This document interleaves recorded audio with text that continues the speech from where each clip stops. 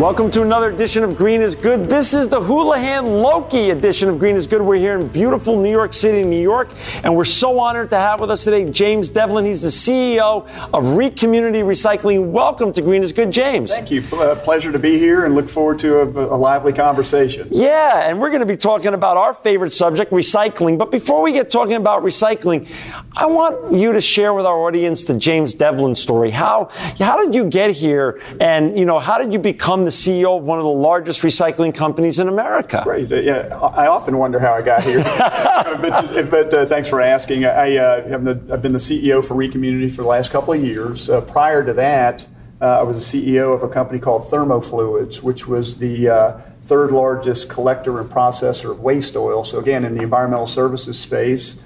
Really enjoyed that business, and ultimately we sold that one, and that's enabled me to come to work for ReCommunity.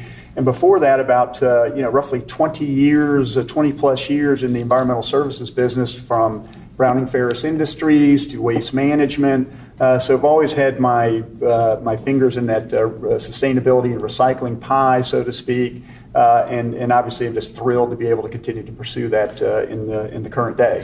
And James, and for our audience members out there, ReCommunity, to find James' great company, you could go to ReCommunity.com. ReCommunity.com. What does ReCommunity Recycling do when you come to a city or to a municipality? Great question. And what we do, we're the largest independent processor of curbside generated municipal material, recyclables. Wow. And the third largest in our space. And basically what we do, we've got 31 facilities in 14 states. Wow. That basically, we don't collect it. We don't dispose of anything. Our sole mission in life is value extraction from the commodity stream, and we'll process about 12 different commodities, and then ultimately we go from industrial processing, if you will, to worldwide marketer of commodities all over the world.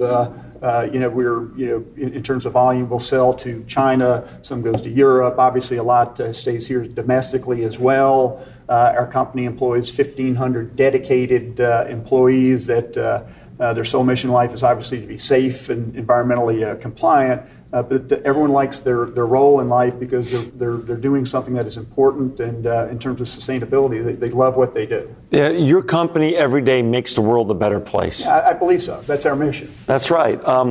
So what today, given we're in 2015 and we have competing trends out there right now, James, we have the sustainability revolution's on fire in many ways here in America, especially with millennials and the next generation. But we're facing this world where commodities have taken a dip for a while. So talk a little bit about both the challenges and the great opportunities that are in front of your company, ReCommunity. Absolutely. I mean, first, if you think about our industry, it's a $25 billion industry, employs millions. I think the payroll in our industry is over $20 billion. It's amazing. It's 2% of GDP, so it's a massive size industry that we're in. And that's the good news. And there's a lot of sustainable jobs that can be developed. And right now, if you look at the waste stream, only about a third of it is currently being diverted today. And I think the real opportunity into the future is as these programs continue to mature, technologies continue to evolve, and just as importantly, markets for these commodities continue to develop, more and more materials will be diverted from the stream, which represents a significant amount of growth for ReCommunity, but also our municipal partners as they think about their mandates in terms of environmental sustainability. Now, you talked about the decline in commodity pricing. Yeah. If you look at this snapshot in time, you've got what we call a perfect storm, and others call it something a bit more graphic. But if you think about it, you've got a decline in commodity pricing, you've got rising labor costs because the economy's getting better, and also there's a lot of wage requirements by states that continue to drive our single largest cost component. Then you've got increasing costs as it relates to processing this material from a maintenance standpoint and a processing standpoint. Then lastly, I think you talked about it a little bit, Alan, and maybe you're leading up to it, the composition change in the waste stream and the value stream that we're looking at.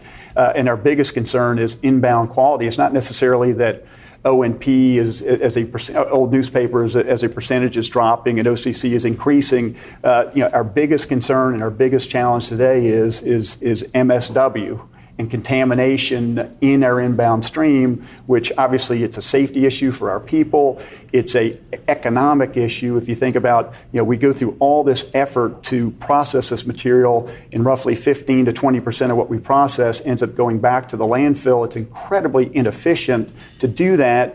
And then obviously it's an opportunity cost at our MRFs, our material recovery facilities, because they compete with our technologies for separation and diversion. They blind screens. They make it much more difficult to separate out these high value commodities and return them to market. And then our most important concern is obviously the safety of our people. It exposes our people to materials. Share what you mean though about contamination, because our audience should hear this. This is a very important message that's not discussed well enough by experts like you on a regular basis. Share what you mean by contaminated waste streams. Yeah, if you think about where it's generated, you always have to go back, and you go back to the consumer, right? Right. And so many times, and I even see it with my own family as I continue to kind of crawl through our recycle bin like a raccoon sometimes. But when I see what's going in there, and people refer to it as wishful recycling.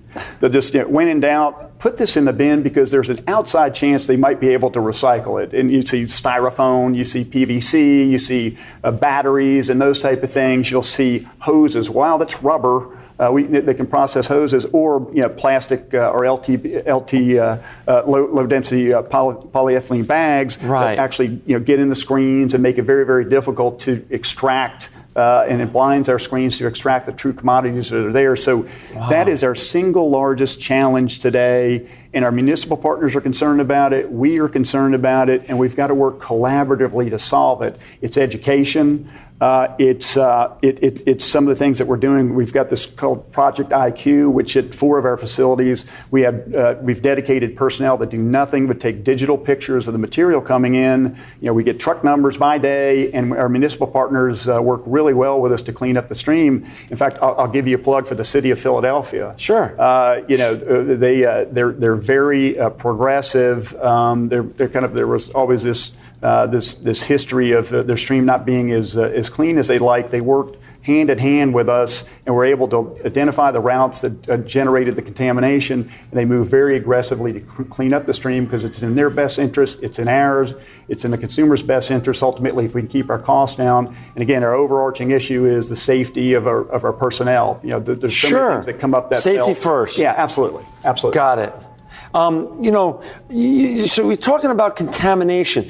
Talk a little bit about separation. Why in America, James, from a social perspective and of course a business perspective that affects your business and industry so much, how come we're not able to separate better and label better when we're tossing stuff out so cans don't have a dirty diaper in there, and other and people are taught how to clean out a pizza box before they send it into you and things of that such. Right. It's going to be obviously there's evolutions in consumer preferences, and you've got packaging that contribute to that. Where you've got historically you might have a packaging product that was all polypropylene. Today it may be mixed with other technically commodities that are subject to being able to recycle but not cost effectively, and there's no markets that exist for them today. So you see this confluence of what was formerly recyclable material being mixed with other materials that make it commercially unviable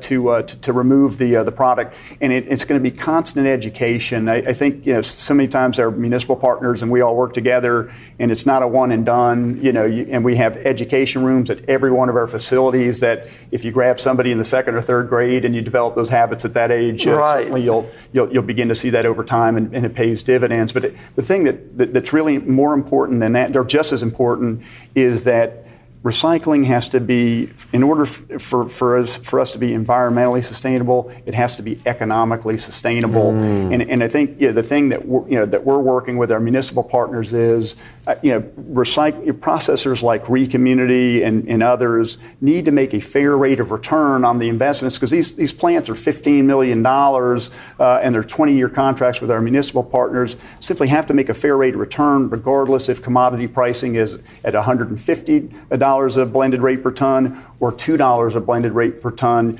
We're an environmental infrastructure for our cities and municipal partners, and we have to be in a position where we're making a fair rate of return in order to continue to invest and recapitalize in some of the new technologies that are available out there to make our programs even better. That's got it. And for our audience members that just joined us, we've got James Devlin. He's the CEO of ReCommunity Recycling. You can find his great company at ReCommunity.com. It is the leading recycling company in the United States right now. James, you gave a shout out to Philadelphia a little while ago. Can you give a couple other great examples of ReCommunity going to work with a city or municipality, and how a great public-private partnership with a city can really look like, and talk about some of your success stories you've had at ReCommunity, please? Yeah, and I'll be glad to do that. And I think what we want to do is work collaboratively with our cities and identify where the problems are, pinpoint them, and work together. So I don't want to necessarily single out other cities. Yeah, but we've got another large municipal partner,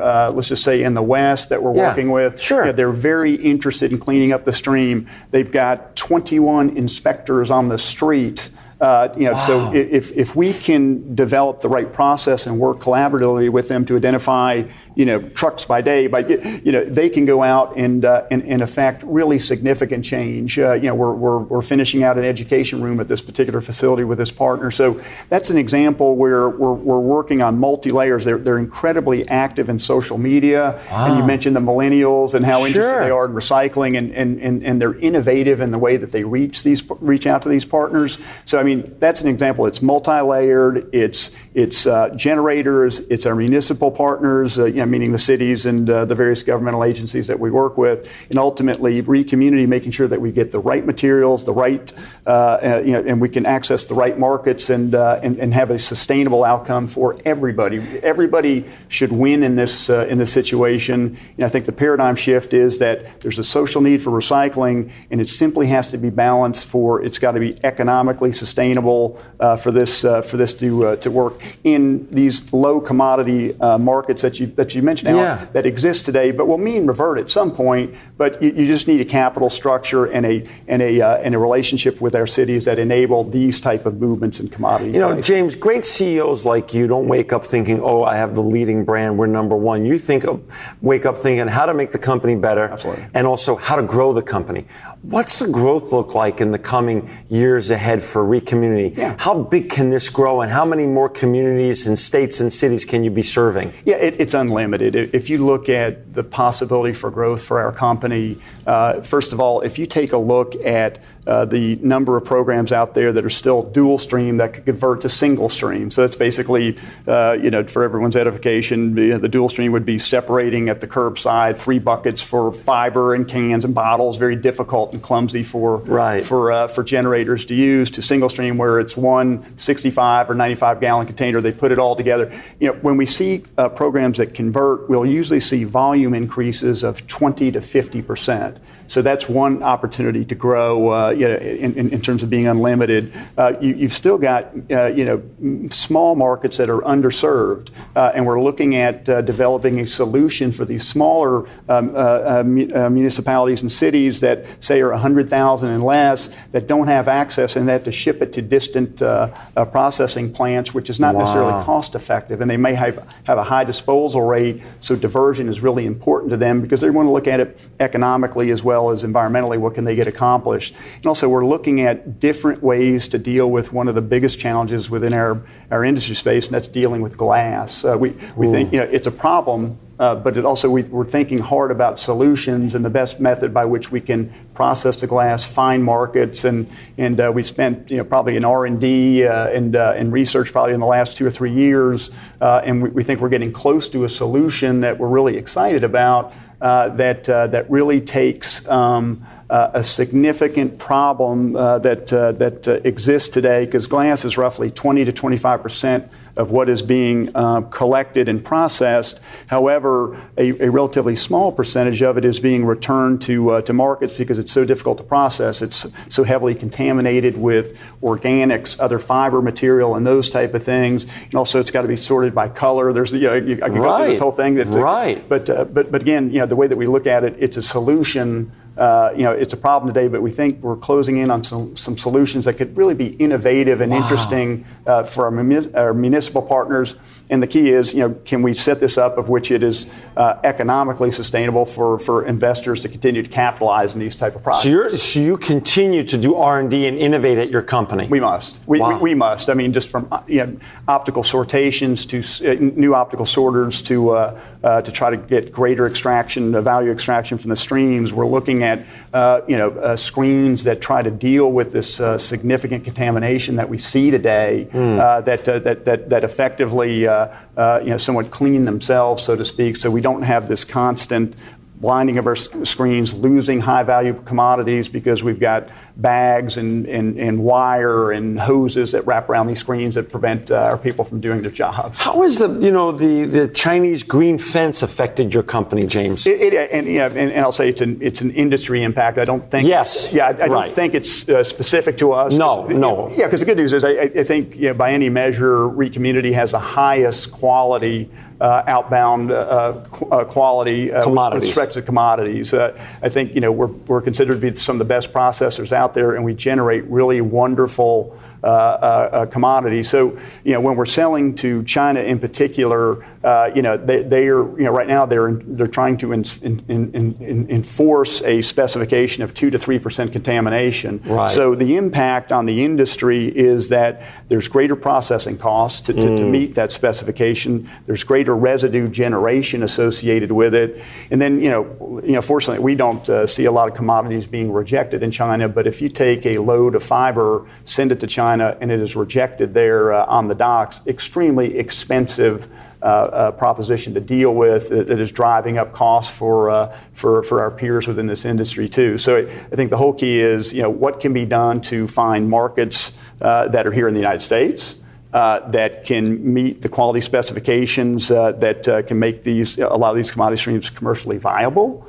But again, those are some of the impacts of green fence. We understand why they're there. Certainly, we're going to cooperate with the purchasers and buyers of our material. We have great relationships with them. But the long and short of it is, it's going to have a direct impact on commodity markets, and it's going to ripple through. So if there's a cost borne by ReCommunity, ultimately it's going to ripple back to the generators and our municipal partners as we enter into these type of Makes projects. sense. And we're down to the last minute or so, James. For our young entrepreneurs and ecopreneurs out there in the United States and around the world who want to grow up to be the next James Devlin, to make the world a better place, what tips of advice can you give them on the path forward? Yeah, if you can go out there and take problems today and find solutions for them, people want to recycle. People want to divert.